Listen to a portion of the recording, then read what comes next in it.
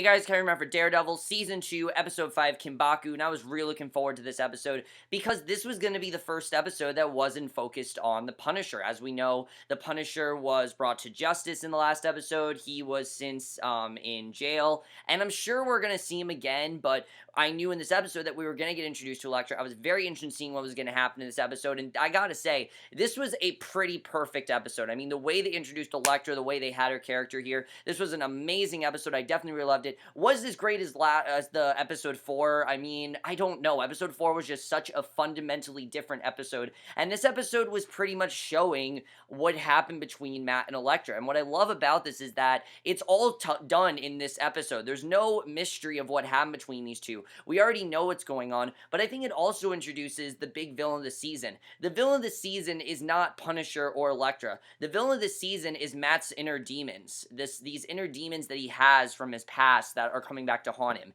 That's really what I think the main villain of this season is, because a lot of people are saying this season doesn't have a clear villain, and I really think that it's really Matt's inner demons. Then we'll get into that, but let's just get into this episode because there was a lot of things I loved about it, and also I think it was the first episode this season where Matt was not the Daredevil. He had no scenes as a Daredevil here, and I thought that was a good thing because this episode did slow things down a bit, which it was really time to do that. I mean, things were moving at a very fast pace, and I like this episode did slow things down, and I really enjoyed that. But let's just get into it. There's a lot to get into, and we start off well, actually not right where the last episode left off. We actually start off 10 years ago. We see jazz music playing as a waiter drops off a tray of hors d'oeuvres, and Foggy picks up one up, hates the taste, and we see a younger Matt walks in. The waiter criticizes them for thinking they could crash the party, but doesn't kick them out, and it's a very interesting because he thought that they were this one group, and they weren't, so he's like, alright, you guys can stay.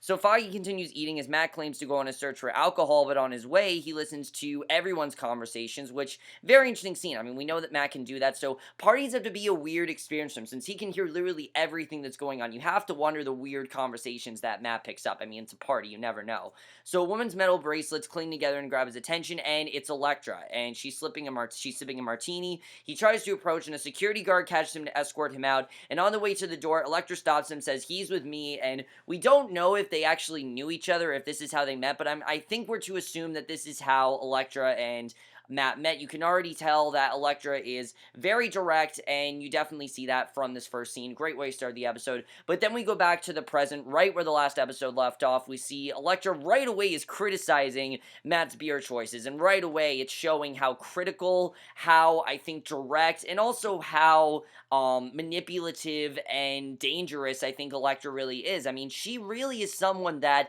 gets what she wants, and she gets her point across no matter what, and things need to go the way that she wants it to. She's really one of those kind of people, which it's very interesting to see the way she portrayed this character, and I have to say, the actress that played her, I can't think of her name right now, but already in this episode, she is the perfect Elektra. Like, I couldn't really see anyone else portraying Elektra, just like I couldn't see anyone, I couldn't see anyone else but John Bernthal do the Punisher, and that's something I think the show just does perfectly. I don't know how they do it, but it seems like everyone they cast is like the perfect person for that role. I mean, there's yet to be a character in this show where I'm like, that person is not right for the role. There's not a single person like that, and they just really do a great job with getting the right people to do it, and they really casted, I think, Elektra perfectly here. She was great in this episode, and I think she's going to be even better as the season goes on. Élodie Yun is the actress that plays her, who is a French actress, may I add. I think this is her first role in an English show. But she first says that she missed him, but she doesn't believe her because, probably stuff that happened in his past. And she popped by since she was in New York for a meeting, but Matt insists that she leave because he clearly doesn't want her there. And we don't know why he doesn't want her there, and you can kind of tell. I mean, she's very abrupt, things like that. Elektra apologized for her choices, says she's alone in the world. She tells him about her father's work with the Roxton Corporation, and now they hold most of his wealth. She needs Matt's help to get back the money, and Matt claims that there isn't enough time to get the money back, and she shouldn't break into his house and talk about fun, because he really wants nothing to do with her, and he's not going to help her, but it's clear that she's trying to bring him back into whatever happened to them in the past, and I like that we don't know what's going on here. It definitely keeps things very suspenseful, and I really enjoyed that. So Matt insists she doesn't know him anymore, and she won't ever again. She's disappointed. He just kicks her out, and I'm happy that he kicked her. I'm happy they said, look, I don't want anything to do with you. Look, we might have had a thing in the past, but whatever happened between us is over. I want nothing to do with you. Please leave my house. I thought that was very well done, and I really enjoyed that. So Foggy sits in the office, reads about the Punisher in the newspaper. Foggy offers some peach cobbler for breakfast, and then they reflect on their lack of clients for a moment, because obviously clients are being driven away because of Reyes and everything that Reyes is doing, and which Matt apologized for, but Foggy hopes that the Punisher being off the street means Reyes will go easy on them now, and Matt feels it is his fault because he hasn't been there. He's been on his own, fighting the Punisher. He hasn't been able to really do much with Nelson and Murdoch, but now that, the Punisher is, seemingly brought to justice, now Matt can focus more on Nelson and Murdoch, which I like seeing. We haven't really gotten to see a lot of Matt Murdock as a person. We have, but it's been more of Matt Murdock as Daredevil, and this episode we really did get to see his human side, which I really do love, because it's honestly very well written, and that's something I think the show does so well. They don't just write a great superhero, they write a great human in general, and that's something they do very well. Matt's a very human character, just like everyone in the show. So Karen walks in with coffee, has an awkward greeting with Matt, because we know that they have plans and everything, and you can tell right away, again, their chemistry is the best that it's ever been in this episode, which Foggy catches. She goes on to reveal that she wants to investigate the Punisher and why no newspapers are reporting on his family or bullet to the head, because these are important things, showing that he had a life, trying to humanize him. It's clear that they want to make him seem like this demon. They want to make him seem like he's this terrible person, which he's really not. We know he has reasons for doing things, and Karen wants to show that, and I like that Karen doesn't just want him to be this, public, demon that, is this predator that everyone should be afraid of, because, yeah, he is that, but he has reasons for doing it, and he did have a life, and it's clear the newspapers aren't telling that story, and that's very realistic. A lot of times when you have a killer, the media tries to demonize them. They try to make them sound like the worst person ever. They don't really go into their life much, like, were they a good person? Why are they doing these things? They don't really do that, and I think the show that very well, that the media circus is a huge problem with killers, and it's clear that Karen wants to show that that that Punisher isn't just the Punisher, he is Frank Castle, and really show who he is. So Foggy and Matt are mad at her for breaking into Frank's house, because, she did break into his house, obviously, but she claims that something big is going on, and it all circles back to Frank, and she knows this isn't over. She knows without a fact that this isn't over, it's gonna come back, and Foggy doesn't want any part of it. He just wants to stay away from it, which I can understand. He kind of just wants to move on, and Matt admits he doesn't think she's wrong, but he doesn't want her to get hurt, because he feels that she's getting in too deep, and this could end up really badly for her. And Karen changes to the topic to last night. Matt makes jokes before saying he's looking forward to dinner tonight. Foggy barges in, excited about a deposit in their bank account. Matt gets awkward, asks them not to spend it, and we know that they were going broke, and now they have money, it seems, so that's good, and they need to keep this money because they're going to end up losing clients, and they need to keep it as much as possible. So I really like that scene, really good stuff, definitely. We had some scenes between Matt, Foggy, and Karen, but it's been so focused on the Punisher that, again, I like this episode really, took a bit of a back seat and focused more on that dynamic, because it's one of the best dynamics in the show. So 10 years ago, Matt and Elektra sit at a bar. Matt orders them drinks, and Elektra insists on ordering her own, which, again, very direct in doing her own thing. She belittles Matt, saying he's predictable, wants to be somewhere outside of his ramen and video games, ultimately calling him dumb, which, just the way that she's manipulating him, this is not a healthy relationship at all. I mean, you can tell this is completely based on her basically completely dominating this relationship. Without a doubt, she's the one that wears the pants, and he doesn't seem to get a say at all. Matt comes back saying that the game is just beginning. He claims that despite all of her money, she's born enough to study a stranger's shoes. He claims her father's money can't buy her the one thing she really needs, which is the unexpected. Maybe you're not, and which is the unexpected, and she says that maybe he's not so dumb before introducing herself. They leave the bar together, head to her Ferrari outside. She says it's hers until they get caught, and basically, we realize this is the first time they met each other, which I figured it was, but this confirms that that's what's going on there, and I like the way this was done. We cut back and forth between this, but it pretty much is the first time they met and what happened there, and I really like the way that was handled. So, basically, you can definitely tell that right away Elektra's very dangerous, but Matt's not really sensing that because he really doesn't see anything right now with that. So, Blake then enters the office, insists on talking to Foggy privately. He wants all the files in the Grotto case, and in return he'll have Reyes take them off her shit list, which I love Foggy's line where he's like, is that really a thing? Because, yeah, it's interesting that she has that. But Foggy insisted it would be a dangerous legal move to hand over the files without a subpoena, because obviously they need a legal document to say that they can do this, because, Reyes can make this really bad for them. It's clear that Reyes is really trying to ruin things. But Tower hints that Foggy could find himself working in the DA's office if he cooperates, quits, but Foggy still requests a subpoena. He feels is the best way to do this, and if they don't have the subpoena, then it's not valid enough, which I can totally understand why he wants this. I mean, this could end up really badly if they don't have a subpoena, and they need to have a subpoena here. So Matt walks down the street, listens to people checking into the Yakatomi building, tightly gripping his cane, and we don't know what this Yakatomi building is, but you know it's obviously important. We just don't know what the significance of it is right now, but you can tell that Matt is not just scared, but also very worried, definitely. Whatever happened with Elektra ended up really badly, and he really doesn't want to have to deal with it again, you can tell.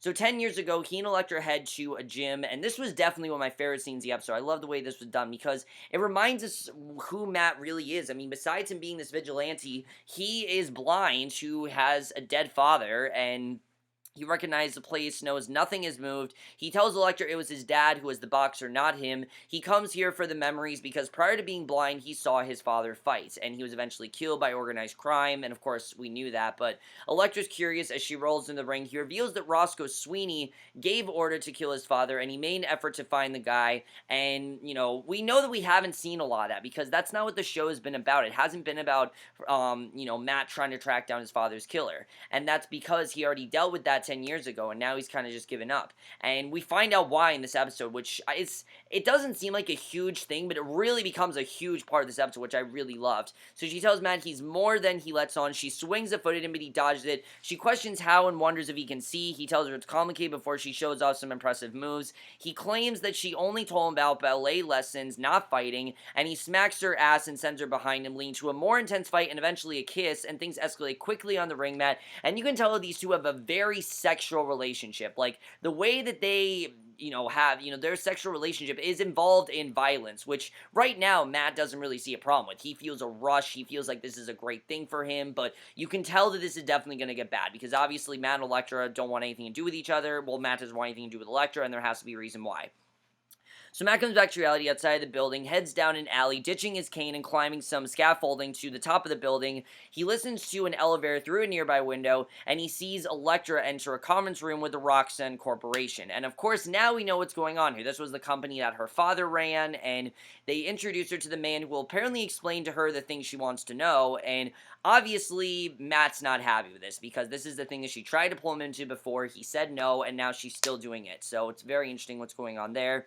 And, obviously, the man, we don't know who this man is, but obviously he's going to introduce, he's going to explain everything to her. So Karen then investigates the Frank Castle article of the media headquarters and questions the writer about why he wrote it so inaccurately, because he didn't really tell the full story. He just told what he thought was the story and what the public wanted to hear. And he insisted it was corroborated by multiple sources, including NYPD, and he claims there's no evidence of his military history, but she reveals that she saw his medals and photos, and that he can't deny that he had some sort of role in this. Like, it wasn't just that the police did it. He did have some role, and he wrote it the way he wanted to. And she goes on to tell him that Frank had a family. The journalist had no idea about any of this, and you can tell that he actually feels really bad. Like, he really is upset that, Frank had a family. He didn't know this, and she admits that she doesn't know what happened, but she wants to look through his files to figure it out. He shows Karen a closet full of files because their computers were wiped during the incident, and laughs that Ben is going to get a kick out of all of this somewhere. And of course, we know that Ben is dead, but it's a good scene because we know that Karen and Ben, they worked at this kind of thing. This is something that Ben would have liked, but it's interesting to see Karen with this other journalist because, the last one was Ben, and I don't know if this one's going to get killed off like Ben did, but just a really interesting scene. I like the way that's going, and it really does show that when you're telling a story, the journalist doesn't really get the final say. It's what everyone else thinks it is, and it's really about creating the most interesting story. It's not about telling the facts, and that really, I think they showed that very well here. So Elektra talks to the man at the table and questions what they do. Phones in the room start to ring. The men look startled. They ask her if they can meet her again another time. Matt, we realize, was listening the entire time, and obviously, he's very worried. He doesn't know what's going to happen, and he doesn't want any part of this, you can tell. You can tell that he's really worried that he's going to be pulled back into this, which he does not want. He really wants to just get out and move on, because he's now dealt with Punisher, but now he has to deal with this, and he just doesn't really want to at this point, which I can totally understand. So Foggy gets a drink at their bars, joined by Marcy, who we see again, and I'm happy we saw Marcy in this episode, because if you guys remember, we saw Marcy in the finale, and I was thinking that Marcy was gonna help them out, but we haven't seen any of Marcy all season. And, you know what, not only was this a way for us to get reintroduced to Marcy, but it also showed why we haven't seen her. He wants to catch up, have a drink, but she's mad that she hadn't heard from him in months, and Foggy reveals he's a bit bothered by Matt and Karen dating, and that they're losing clients because of Reyes, and just because of all the stress he's going through, he hasn't really had time to contact Marcy. And Marcy realized she wasn't called for a social drink, but for help. And if you remember, that's what Foggy wanted to do. He wanted her to help him out. And we don't know if she's going to agree to it, but she tells Foggy that Reyes has her sights on the mayor's office, and she's using the castle case as her pedestal, and she reveals that Jessica Jones is already being targeted, which I loved that reference, because it's showing that these shows are going to connect at some point. And of course, Jessica Jones lives in the same exact town as Matt Murdock, which I find that so awesome. You guys know how much I love that. And next up is Daredevil, and she thinks that Reyes' plan is going to work, and that Reyes basically is trying to, run them out of business. That's really what she's trying to do. It's very interesting the way that's going, and she really doesn't think that there's a way of stopping Reyes. Even though the Foggy wants to, there doesn't seem like there's a way, which is very interesting. I like the way that's going, and definitely it's going to be interesting to see where that goes. So Karen digs through papers and files. The bearded journalist joins her, tells her that it's been 3 hours. She hasn't found anything, and he tells her that people get shot every day, and it doesn't always make the paper. But if the castles aren't in the paper, it's because someone wanted to keep it quiet. And he suddenly remembers it's a gang shooting, shows her the news. She recognized the merry-go-round in the photo as the one in Frank's family photo, and it's clear that there's someone that doesn't want to cover up what's going on. So obviously now that's a way to tell the story, and she obviously wants to find as much information as she can so they can tell an accurate story, which I like seeing. So then we get this really cute scene with Karen and Matt. We get some really nice date scenes between these two. And it's clear the big part of this episode is showing Karen and Matt's relationship juxtaposed to Matt and Elektra. Karen and Matt is so much more sincere. These two are pretty much perfect together. They have dinner together. It's a little awkward as it makes small talk. She runs to the bathroom, tells him to order something fantastic. The waiter approaches and Matt asks which wine would be the most impressive, but the man hands him a phone with a call from Elektra. She can see him, and she ultimately fires him right on the spot, because obviously she knew he was listening, which is very interesting the way she just fired him like that. But he wants nothing to do with her. Like, he said, why are you calling me? What do you want with me? He really doesn't want to see her right now. He wants to focus on Karen. You can tell that him and Karen, it just feels so more sincere. And the Matt and Elektra scenes, not that they're bad, but Elektra clearly is she's the dominating person in that relationship, which is very interesting. I like the way they're handling that, and the way that they compare these two relationships. They're so different, but they're also very similar, and I like the way they're handling that. So Matt and Elektra, then we see 10 years ago, Matt and Elektra arrive at a mansion in an expensive sports car. The house is one of her father's associates. They bust in by breaking the door, and this is when we really start to understand why things are the way they are between Matt and Elektra. Obviously, Elektra isn't upset with Matt. It has nothing to do with that. She's not mad at him. But Matt really wants nothing to do with Elektra. And we see in this scene, finally, why. Because there's something that, obviously had to happen. We knew that, but we didn't really know what it was. So, very interesting. I like the way that this was done here. Elektra talks about her lifestyle. She slices cheese on Matt, who's laying on the countertop, and again, not really think much of it. He's really enjoying this, rebellious, kind of, violent lifestyle, and they bond over that, because we know that Matt will, he'll do some violence. He'll commit some violence, but he won't kill. That's the one thing.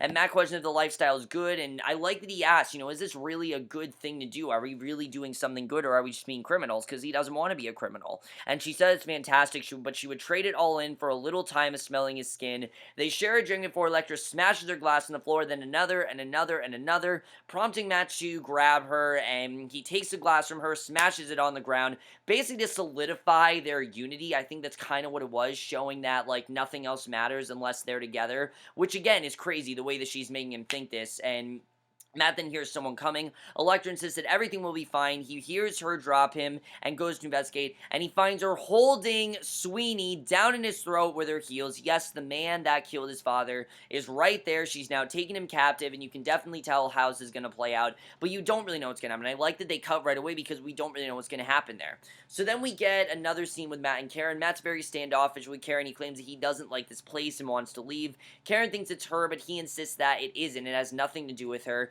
he's just very distracted by Elektra, and that clearly is ruining a lot of it. She takes him to a very ethnic place. They're much happier having dinner there because they don't have as much to worry about. Things aren't as awkward, and I like the way that this scene played out. They reflect on the city and food and other small talk things leading their conversation to how the city makes them feel safe and how cool the rainbow lit ceiling looks. I mean, it's a really nice scene. I like seeing Matt and Karen be together. Like I said, even though I said that I wanted these two together after Karen finds out who Matt is, at this point, I like that they're at least developing this relationship. It's a very strong relationship, and I think they're really handling it very well. Definitely Charlie Cox and Deborah Ann Wolf have very good chemistry, and we've known this from the first episode, but especially this season, you're just seeing it more and more, and the more I see it, the more I believe it, and they're doing a great job with that.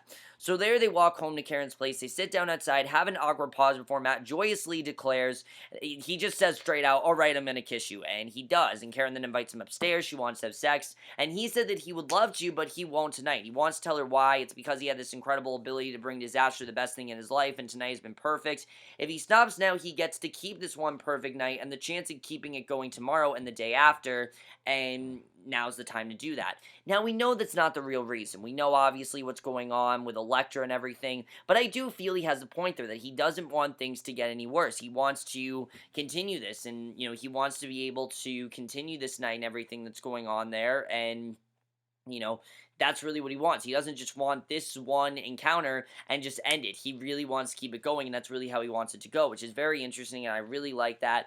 But of course, we also know that there's a lot in his mind as well, and you can tell that this is definitely going to be the start of him having to lie to Karen about what he's really doing because of the fact that she doesn't know he's Daredevil. So I definitely think she's going to get suspicious at some point, but I don't think they're going to play it off as her suspicious. I think they're going to play it off more as her very sincere and him knowing that he's lying. So lots of kisses the day after that, and so on. According to their conversation, Karen rules it's time to say goodnight, and so they do. She heads up to her apartment with a smile. Matt puts his glasses on, heads home. Along the way, he hears crying and sirens, and it's a sweet scene, but then we get right back into crime and sirens. We see that Matt is realizing I'm back in this, even though I'm with Karen, that's part of my life. I'm still in the crime-infested world, and I can't get out of it.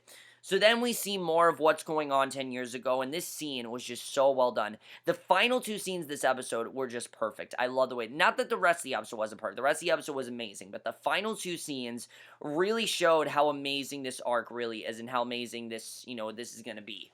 We see Sweeney's tied to a chair. Elektra circles him with a knife. He insists that when he gets out, he will hunt him down. Elektra tells Matt she found him in Monte Carlo, and Sweeney insists that they're both dead. Elektra explains that he had to come out of the shadows eventually. Elektra hits him with a knife and says Matt will hit him next. Sweeney insists Matt doesn't have it, and then Matt tells Sweeney that he killed his father, and Sweeney says he killed a lot of guys' dads. Matt unleashes a few hellish punches on him and knocks a few teeth out, and it's really crazy. I mean, Matt's really going hardcore here. And Elektra encourages him and calls him by his name. Sweeney says he'll bloody the streets with him like he did his old man, and Elektra loves it. And it's clear that Sweeney is trying to threaten Matt, but the thing about the scene is you see that Elektra enjoys violence. Like, she's not like Matt, where she just does violent, she just punches people out because they're doing terrible things, and that's, what she wants to do, and she wants to stop the crime in the city. She genuinely seems to get joy out of violence, which is disturbing as hell, but really does go with her character, I've heard. I heard that this is a very disturbing character, and that really is what she does. She loves violence, and she loves to see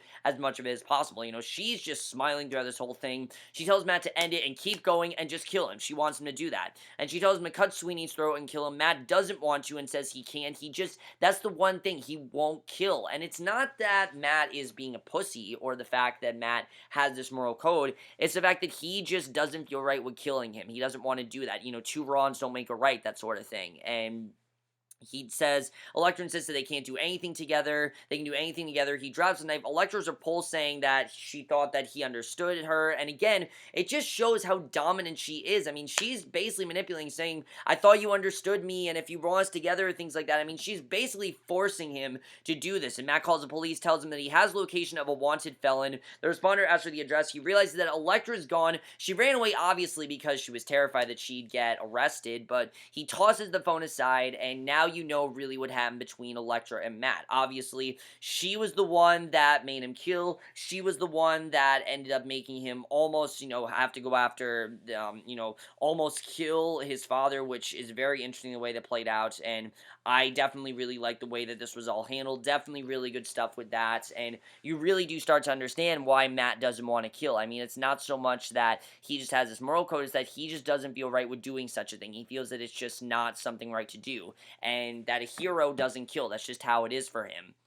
So we see today, Matt walks into Elektra's apartment. He came to ask her a question. He asks why she took him to that mansion, because it's a good question. Why did she take him there? And she tells him that it was for fun, which is disturbing as hell, because again, we know that for fun for her means violence. She claims she didn't push him into anything and he didn't kill anyone, and Matt tells her to stop acting like she has a window into his soul, because she doesn't. I mean, she says that there's a glorious darkness inside of him, which is why she took him to Roscoe Sweeney's, and he needs to understand that. And that's why she loved him, because he has this darkness inside of him that he's not seeing, and she claims that he loved her too. Matt hears people coming in a silence gun, and it's very similar to what we saw in that mansion scene, where he heard people coming, and Elektra calmly goes to get change. She reveals this Yakuza coming for her following her infiltration at the Roxon building today. Matt insists she's manipulating him and basically forcing him to get back into it. She's just forcing him to do this, and she opens a bag, has his Daredevil costume inside, asks, do I need to push you this time? Basically saying, do I need to make you do this? And that's how the episode ends. And overall, guys, amazing episode. I love the way this episode was done, because you really do see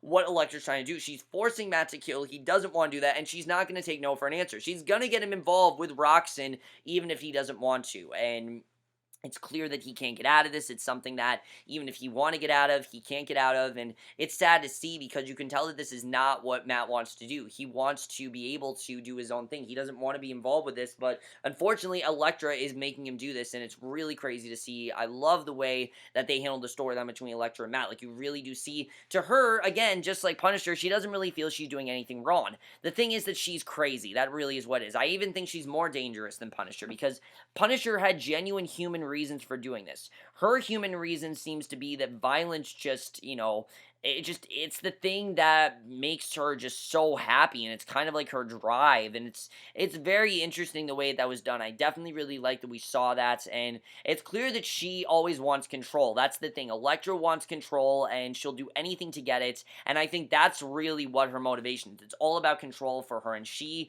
doesn't believe in morality. She's above the law, and it's very interesting to see the way that's playing out. Can't wait to see what happens with that. Definitely very interesting overall. But what is the real reason that Elektra wants Matt back? Is it really about the Yakuza, or is there more to it? We'll have to see. That's definitely very interesting.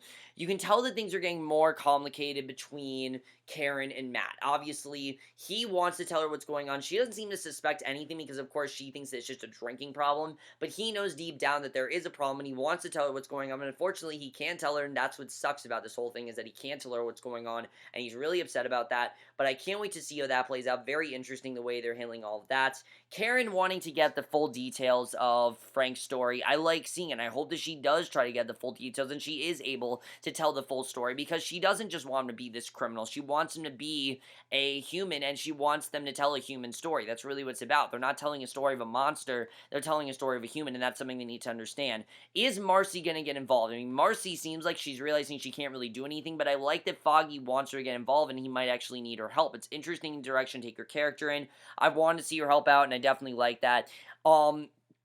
Is there any way to stop Reyes from taking over Nelson and Murdoch? To me, it seems like she wants to bring them down. We'll have to see what's going on with that. But you can definitely tell the Punisher thing is not over. Like, the Punisher is definitely coming back. How he's coming back, I don't know. But overall, guys, amazing episode. Definitely really loved it. The Matt and Elektra scenes are great. And also just seeing Matt 10 years ago and then seeing him now, he's really different than, like, he was a lot more naive. Like, he wasn't as quick to things as he is now. Like, now he knew right away what Elektra was up to. But back then, he was kind of naive and not really realizing really what she was trying to get him into. But overall, guys, how much you guys saw this episode. Really am loving this season, I gotta say. I can't believe I'm already on episode 6. Like, I can't believe I'm already gonna be on episode 6. But I will see you guys in my next video, which will be for tonight's episode, Bates Motel, and we'll see you guys for that. Okay, bye.